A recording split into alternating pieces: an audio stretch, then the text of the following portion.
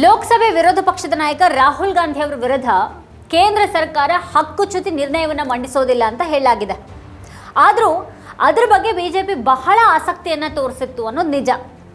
ಸದನವನ್ನು ದಾರಿ ತಪ್ಪಿಸಿದ್ದಕ್ಕಾಗಿ ಮತ್ತೆ ಆಧಾರರಹಿತ ಹೇಳಿಕೆಗಳನ್ನು ನೀಡಿದ್ದಕ್ಕಾಗಿ ರಾಹುಲ್ ಗಾಂಧಿ ಅವರ ವಿರುದ್ಧ ಲೋಕಸಭೆಯಲ್ಲಿ ಬಿಜೆಪಿ ಸದಸ್ಯರು ಹಕ್ಕುಚ್ಯುತಿ ನೋಟಿಸ್ ಅನ್ನು ಮಂಡಿಸಲಿದ್ದಾರೆ ಅಂತ ಕೇಂದ್ರ ಸಂಸದೀಯ ವ್ಯವಹಾರಗಳ ಸಚಿವ ಕಿರಣ್ ರಿಜಿಜು ಅವರು ಹೇಳಿದರು.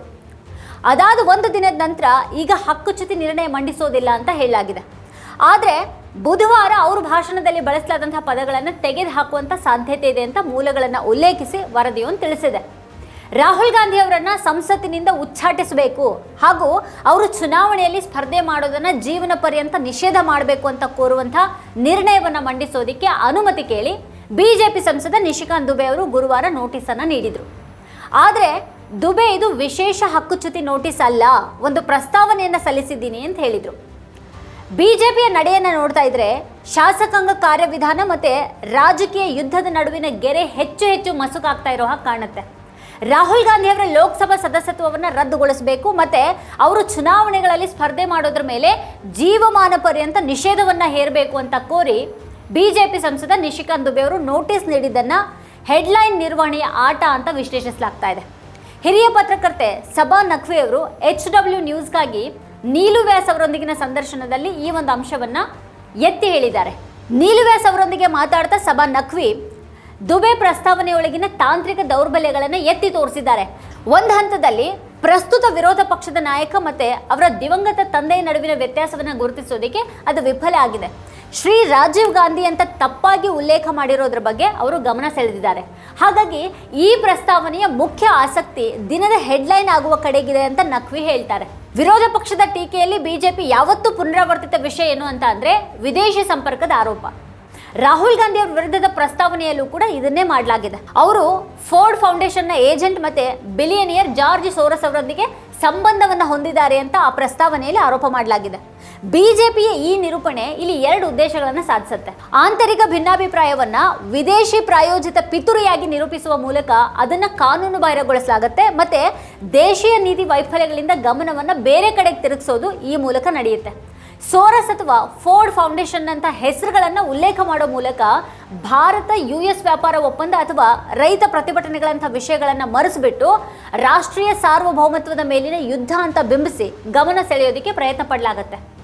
ಈ ಪ್ರಸ್ತಾವನೆ ಭಾರತದ ಪ್ರಜಾಪ್ರಭುತ್ವ ಸಂಸ್ಥೆಗಳ ಸ್ಥಿತಿಯನ್ನು ಹೊರಗೆ ಕಾಣಿಸುತ್ತೆ. ಇಂಥ ನಿರ್ಣಯ ಸಾಮಾನ್ಯವಾಗಿ ಸಮಿತಿಯ ಕಠಿಣ ಪರಿಶೀಲನೆಗೆ ಒಳಪಡಬೇಕಾಗತ್ತೆ.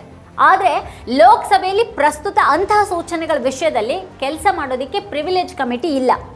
ನಾವು ನಮ್ಮ ಸಂಸತ್ತಿನ ಅವನತಿಯನ್ನು ನೋಡ್ತಾ ಇದ್ದೀವಿ ಅಂತ ನಖ್ವಿ ಅವರು ಹೇಳ್ತಾರೆ. ಅಲ್ಲಿ ವಿಷಯಗಳನ್ನು ಆಯ್ಕೆ ಸಮಿತಿಗಳಿಗೆ ಪರಿಶೀಲನೆಗಾಗಿ ಕಳಿಸುವಂಥ ಸಂಪ್ರದಾಯವನ್ನು ವ್ಯವಸ್ಥಿತವಾಗಿ ಕಿತ್ತಾಕಲಾಗಿದೆ. ಇವತ್ತು ಎಲ್ಲನೂ ಬಹುಮತದ ಬಲದ ಆಟ ಆಗಿದೆ ಮತ್ತು ಅದು ತಕ್ಷಣದ ದಂಡನಾತ್ಮಕ ಕ್ರಮದ ಪರವಾಗಿ ಚರ್ಚೆಯನ್ನು ಬೈಪಾಸ್ ಮಾಡೋದಕ್ಕೆ ಪ್ರಯತ್ನ ಪಡುತ್ತೆ.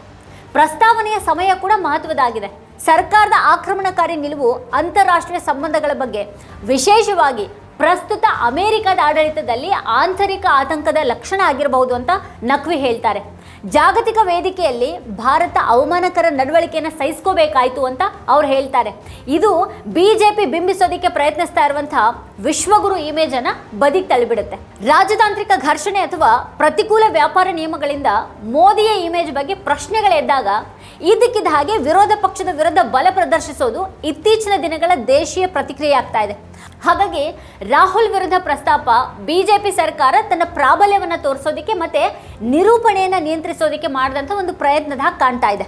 ಜನರಲ್ MM ನರವಾಣೆ ಅವರ ಅಪ್ರಕಟಿತ ಆತ್ಮಚರಿತ್ರೆ 4 ಸ್ಟಾರ್ಸ್ ಆಫ್ ಡೆಸ್ಟಿನಿ ಬಗ್ಗೆ ರಾಹುಲ್ ಗಾಂಧಿ ಸದನದ ದಾರಿ ತಪ್ಪಿಸಿದ್ದಾರೆ ಅನ್ನುವಂಥ ಹೇಳಿಕೆ ಅಷ್ಟೇನೆ ಈ ಪ್ರಸ್ತಾವನೆಗೆ ಆಧಾರ ಆಗಿದೆ.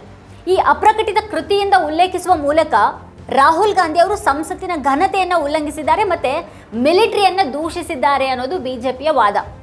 ನಖ್ವಿ ಈ ಆರೋಪದ ತರ್ಕವನ್ನು ಪ್ರಶ್ನೆ ಮಾಡಿದ್ದಾರೆ. ಅಪ್ರಕಟಿತ ಕೃತಿ ಸೇರಿದ ಹಾಗೆ ಲೇಖನಗಳು ಮತ್ತು ಪುಸ್ತಕಗಳ ಉಲ್ಲೇಖಗಳು ಬಹಳ ಹಿಂದಿನಿಂದಾನು ಸಂಸತ್ತಿನ ಚರ್ಚೆಗಳ ಭಾಗ ಆಗಿದೆ ಅಂತ ಅವ್ರು ಹೇಳ್ತಾರೆ.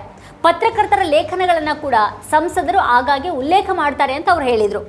ಸುದ್ದಿ ಸಂಸ್ಥೆಗಳ ಮೂಲಕ ಈಗಾಗಲೇ ಜನರಿಗೆ ತಿಳಿದಿದ್ದಂಥ ಹಸ್ತಪ್ರತಿಯ ಉಲ್ಲೇಖ ಮಾಡಿದ್ದನ್ನೇ ಅಪರಾಧ ಅಂತ ಬಿಂಬಿಸುವಂಥ ಪ್ರಯತ್ನ ಕಾರ್ಯಾಂಗದ ಹೊಣೆಗಾರಿಕೆಯನ್ನು ಕೇಳೋದಕ್ಕೆ ಸಂಸದರು ಬಳಸಬಹುದಾದಂಥ ಮೂಲಗಳನ್ನೇ ನಿರ್ಬಂಧಿಸುವಂಥ ರೀತಿಯನ್ನು ಸೂಚಿಸುತ್ತೆ.